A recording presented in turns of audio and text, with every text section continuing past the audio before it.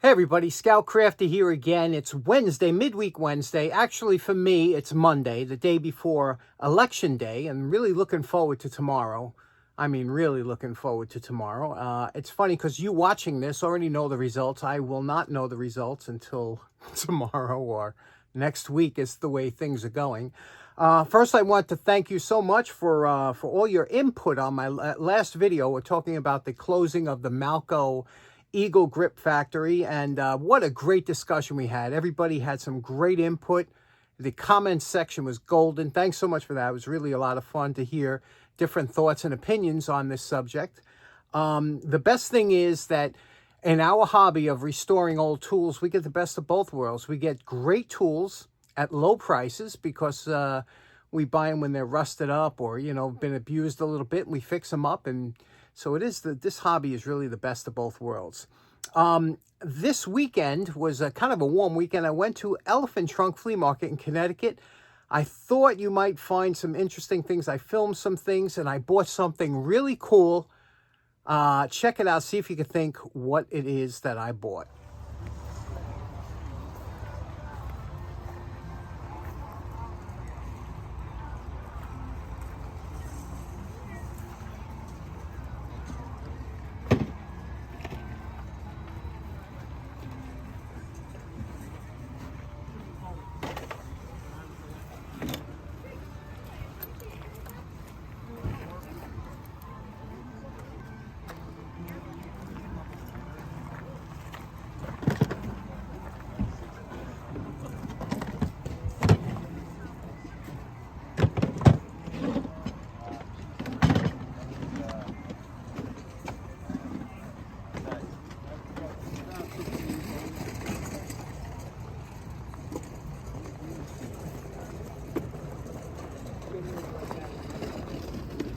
Oh, it did. Well, you did a good job cleaning it up.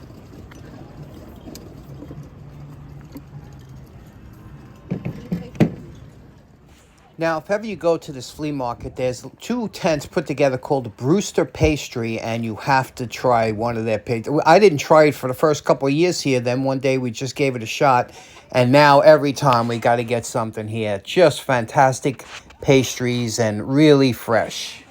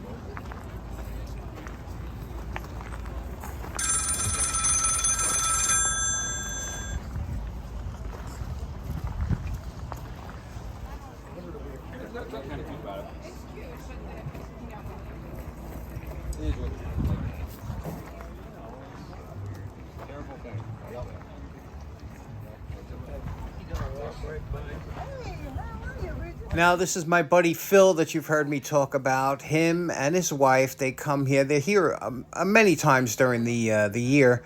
And Phil strictly deals mostly in tools, and his wife deals in housewares. They have a great setup. If ever you go there, check them out. Look for the white van that says tools.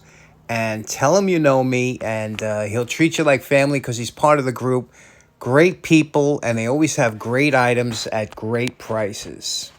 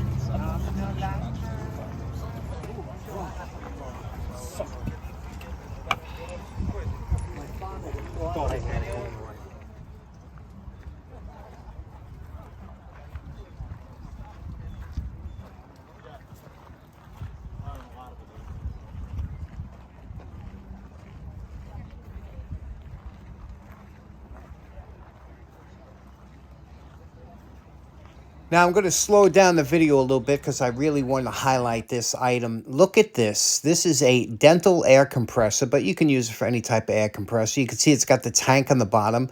Just needs a belt and be hooked up. And what a cute little item. $40.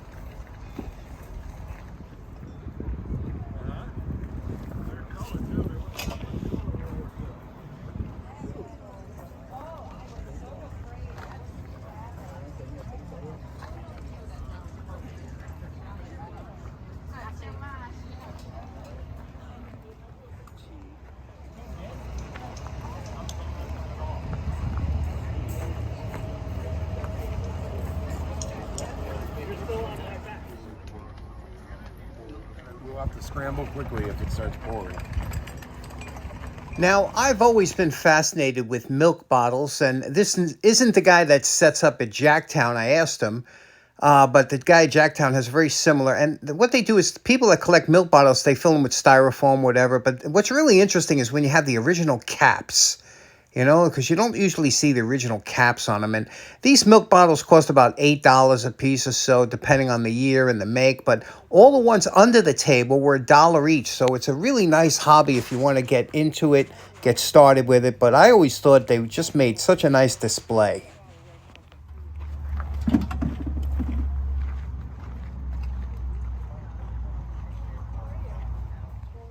Which one? The little nudie girl?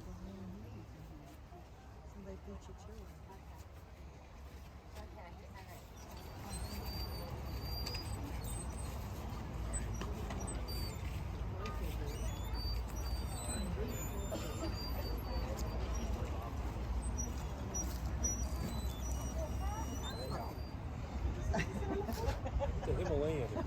Oh, I used to have a Himalayan.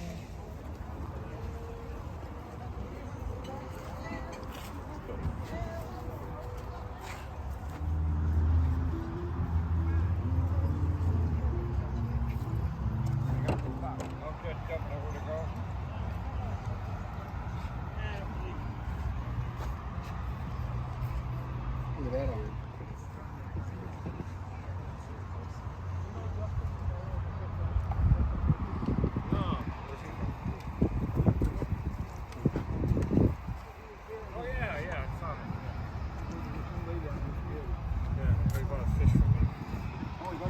Yeah. So there was a lot of interesting, cool things there. I could have gone on and for a while and talked about different things that were there. Just interesting stuff. And let me show you what I picked up. I was good. Now, I really wasn't buying tools, but I was kind of looking for projects to do. This beautiful Stanley 1460 I got from Phil. He already did it up, so I don't have to do anything with that. Like, here's another thing I picked. How can you pass this by? A nice pair of Pexto. Look at the size and style. Again, he cleans it up. You don't, you know, it's a beautiful pair, isn't it? It's even got the original finish. Nice. So, a couple dollars, I'll pick things up here and there. I spent a little more. This here, look at these beautiful scissors, huh? Compton's. See here? W.H. Compton. These are beautiful, aren't they? Look at and listen to them. And sharp. Nicely done. You could tell this was in an industrial business from the color combinations that, you know, they would mark them like that. Just, you know, if you're a scissor person, you'll understand. And then I got some other projects to do. I picked this up because it was $3. I think it already has $1 in it. So it actually was $2, right? And You know, you can see this is a later one. Look at the instructions. So, like I said, I bought these projects just basically so you'll enjoy seeing these done. But the thing that I bought that I thought was really cool was this antique clipper sickle bar push mower. Now, these were patented between 1895 and 1900. They came in different sizes. Let me show you how it works.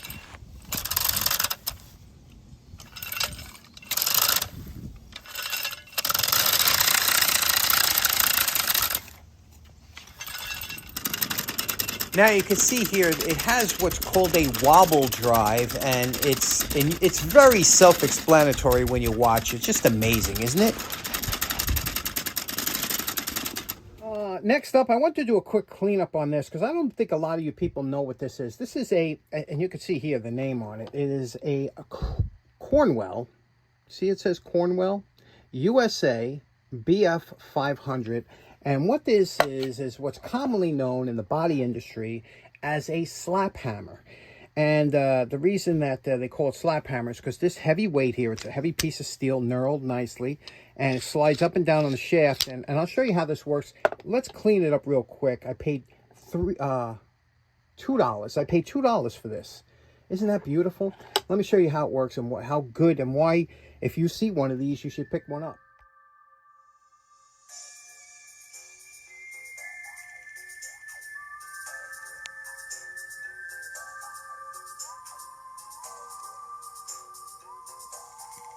Old-time body guys used to use this all the time, and now you can see it's very few components. There's 4 components to this. You have the slide weight. Again, this is heavy, few pounds, nicely knurled piece of steel, cleaned up, and you have a screw here. This is the meat and potatoes of this operation. Now, what happens is this screw, you see how it matches up there? It looks like a screwdriver at the end here. That goes into there like that. So, but you put this in here, a little cap goes in there, the screw, and then when you screw this in onto the top, first you're going to slide the weight on, and when you screw this in, that will match up with that screw there, and it makes a very strong one-piece unit. And I'll show you how this works. Again, this goes on before you put the cap. Okay, there we go. Now we polished the handle, polished the shaft here. You see how easy this slides up and down. And the idea of this is you screw this in. Now, if you were doing body work and you needed to take out a dent, so let's say there's a crease in the vehicle, you would drill a series of 1/8 inch holes. You would screw this into the hole until it bottoms out, and then you would take this and pull it back, and it would pull the dent out, and you would work your way up and down the dent. Another thing these are used for is sometimes to pop ignition or locks, you know, or the thieves used to use them. They would go up and screw this into your door lock or whatever, and then boom, it would pull it right out. There's a lot of uses for these.